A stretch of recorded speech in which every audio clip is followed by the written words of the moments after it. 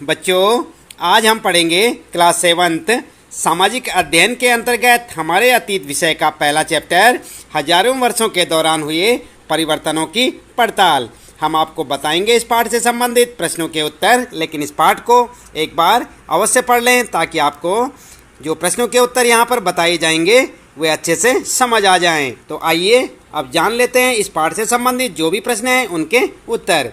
और पहला प्रश्न आपको पूछा गया है, आप देखें, अतीत में विदेशी किसे माना जाता था। उत्तर में क्या लिखेंगे आप? मध्यकाल में गांव में आने वाला कोई भी अनजान व्यक्ति जो समाज और संस्कृति का अंग न हो विदेशी कहलाता था। ऐसे व्यक्ति को हिंदी में परदेशी और फारसी में अजनबी कहा जा सकता है। इस प्रकार से आप पहले प्रश्न का उत्तर लिखेंगे कि विदेशी किसे माना जाता था। इसके बाद बच्चों दूसरा प्रश्न है आपके लिए, नीचे उल्लेखित बातें सही हैं या गलत। और देख सकते हैं आप, पहली बात यह है, सन 700 के बाद के काल के संबंध में अभिलेख नहीं मिलते हैं। क्या ये सत्य है बच्चों? दूसरा है, इस काल के दौरान मराठों ने अपने राजनीतिक महत्व की स्थापना की। क्या ये सत्य है? और तीसरा है, कृषि केंद्रित बस्तियों के विस्तार के साथ कभी कभी वनवासी अपनी जमीन से उखाड़ बाहर कर दिए जाते थे। क्या ये सत्य है? और घ है, सुल्तान गयासुद्दीन बलबन असम, मणिपुर और कश्मीर का शासक था।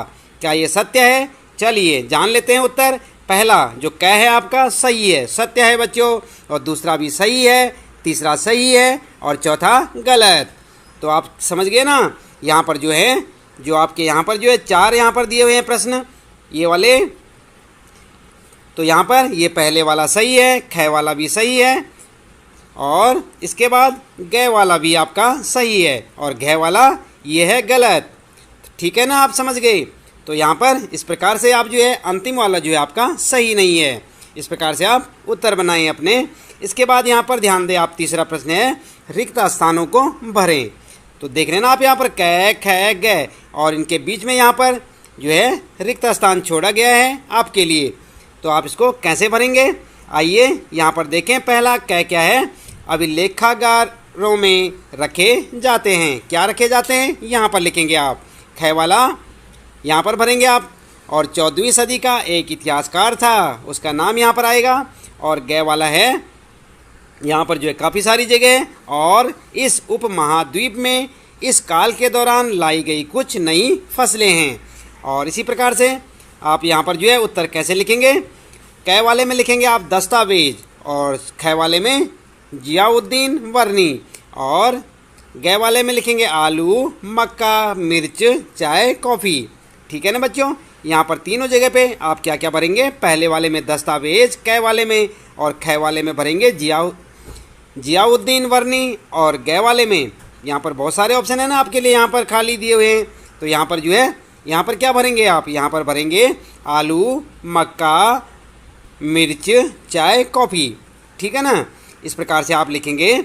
और उसके बाद चौथा प्रश्न देखते हैं। आइए, इस काल में हुए कुछ प्रौद्योगिकीय परिवर्तनों की तालिका दें।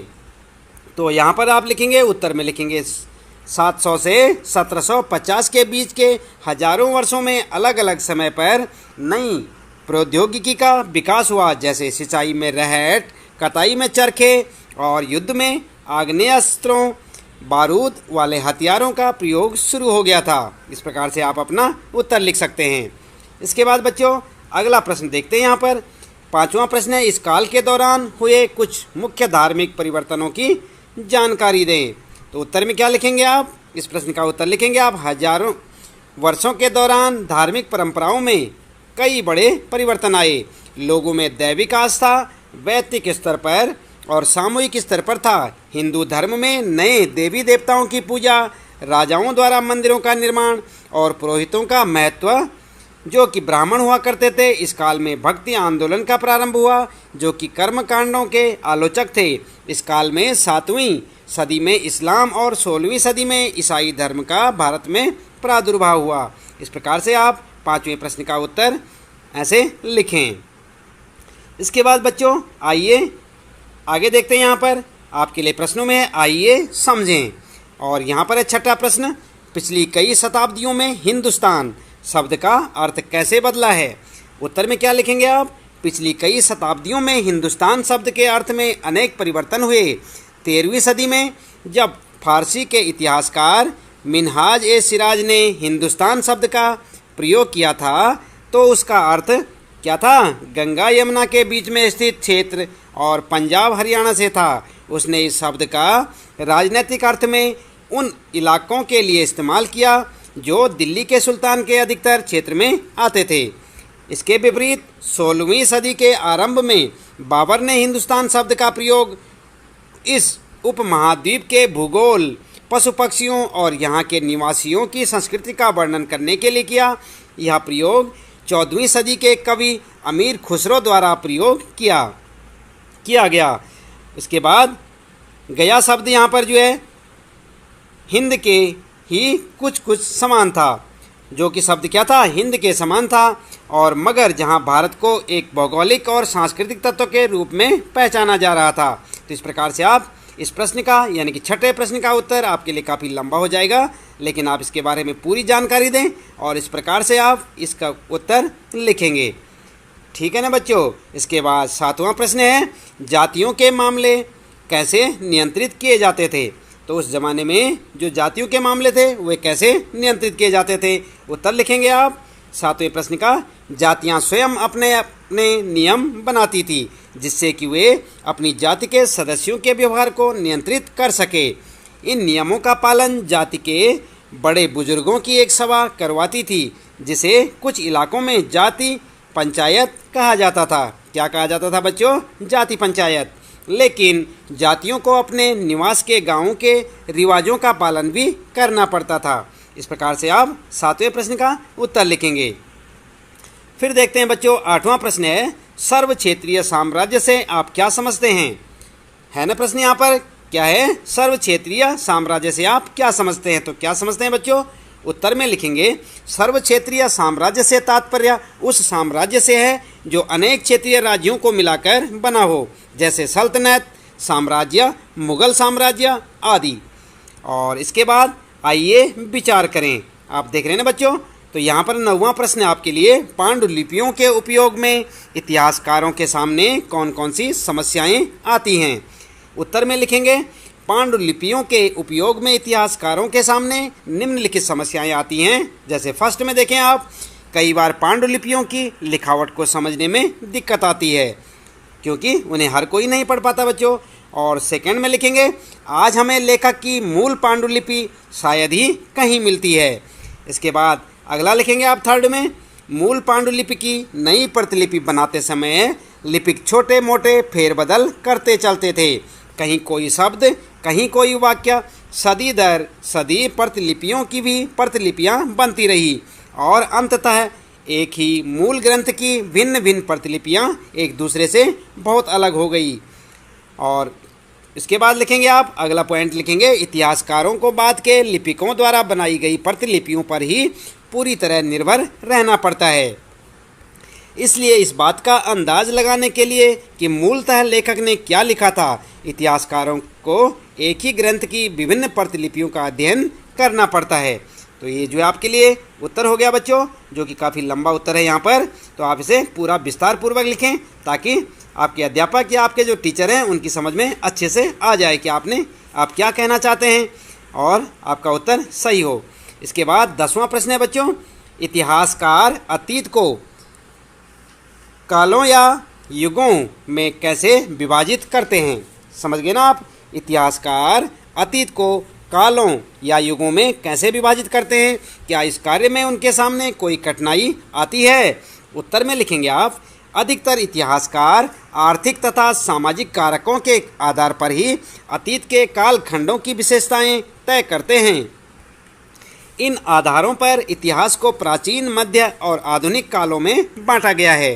कालक्रम को विभाजित करते समय इतिहासकारों के सामने यह समस्या उत्पन्न होती है कि वे किस महत्वपूर्ण घटना के बाद कालक्रम का विभाजन करें। यह है आपके लिए इस प्रश्न का उत्तर, यानी कि 10वें प्रश्न का उत्तर। इसके बाद बच्चों यहाँ पर ध्यान दें आप, आइए करके देखें। ये क्या है आपके लिए? आइए करके देखें। और यहाँ पर आपके लिए 11वां प्रश्न, पूछा गया है कि अध्याय में दिए गए मानचित्र 1, आपने पढ़ा था ना पाठ अपना, आप अपनी पाठ्य पुस्तक में पाठ को देखें, वहाँ पर लिखा है कि अध्याय में दिए गए मानचित्र 1 अथवा मानचित्र 2 की तुलना उपमहाद्वीप के आज के मानचित्र से करें। तुलना करते हुए दोनों के बीच जितनी भी समानताएं और असमानताएं मिलती हैं उनकी सूची बनाइए। तो यहाँ पर आप क्या करेंगे बच्चों, उत्तर में लिखेंगे मानचित्र 1 अरब भूगोलवेत्ता अल इदरीसी ने 1154 में बनाया था, और मानचित्र 2 की बात करते हैं तो मानचित्र 2 एक फ्रांसीसी मानचित्रकार ने 1720 में बनाया था। दोनों मानचित्र में कुछ समानता और असमानताएं थी। तो क्या क्या थी वो समानताएं असमानताएं बच्चों, आप लिखेंगे दोनों मानचित्र में समानताएं। सबसे पहले आप समानताएं बताएंगे, और फर्स्ट जो है समानता थी, पहली समानता, इस मानचित्र में वर्तमान मानचित्र की भांति भारतीय उपमहाद्वीप को दर्शाया गया है। इस मानचित्र में कुछ जाने पहचाने नाम भी हैं, जैसे कन्नौज, सूरत आदि। क्या है बच्चों, क्या हैं वो एक जैसे, कन्नौज और सूरत। इसके बाद असमानताएं जो है बात करते हैं, असमानताओं की बात करते हैं। तो देख सकते हैं आप, अल इदरीसी के नक्शे में दक्षिण भारत उस जगह है जहां हम आज उत्तर भारत समझते हैं। यहाँ पर होंगखेंगे जो लिखा है इसे आप ऐसे ना लिखें जहाँ पर आज उत्तर भारत है, और श्रीलंका का द्वीप ऊपर की तरफ है, जगहों के नाम अरबी में दिए गए हैं। यह मानचित्र आज के मानचित्र से काफ़ी भिन्न है, और लेकिन फ्रांसीसी मानचित्रकार के मानचित्र में आज के मानचित्र से थोड़ी सी भिन्नता है, जैसे मुंबई क्षेत्र और गुजरात क्षेत्र का मानचित्र आज से भिन्न है। तो इस प्रकार से आप इसमें समानताएं और असमानताएं लिख सकते हैं। 12वां प्रश्न आपके लिए, पता लगाइए कि आपके गांव या शहर में अभिलेख यानी रिकॉर्ड कहाँ रखे जाते हैं। इन अभिलेखों को कौन तैयार करता है। क्या आपके यहाँ कोई अभिलेखागार है, उसकी देखभाल कौन करता है, वहाँ किस तरह के दस्तावेज संग्रहित हैं, उनका उपयोग कौन लोग करते हैं। देख रहे ना आप, काफ़ी लंबा चौड़ा प्रश्न है ये आपके लिए बच्चों। आप जो है इस प्रश्न को ध्यानपूर्वक समझें। अभिलेख होते हैं ना, रिकॉर्ड होता है गाँव का, तो आप जो है आपके गांव या शहर का रिकॉर्ड कहाँ रखा जाता है, उनकी देखभाल कौन करता है, ये सब यहाँ पर आपने उत्तर में लिखना है। तो उत्तर में लिखेंगे ग्रामीण क्षेत्रों के अभिलेख, यानी जो रिकॉर्ड होता है गाँव का, जिला मुख्यालय में रखे जाते हैं। इन अभिलेखों को विभिन्न विभाग के कर्मचारी तैयार करते हैं, तथा शहरों के अभिलेख नगर निगम कार्यालयों में रखे जाते हैं, और ऐतिहासिक अभिलेख को अभिलेखागार में रखा जाता है। अभिलेखागार की देखभाल उसके अंदर नियुक्त कर्मचारियों द्वारा की जाती है। इनका उपयोग शोधार्थियों द्वारा अथवा विभिन्न विभागों द्वारा समय समय पर किया जाता है। तो देख रहे ना आप बच्चों, ये है इस प्रश्न का उत्तर। तो इसके साथ ही इस पाठ से संबंधित प्रश्नों के उत्तर यहाँ पर समाप्त होते हैं।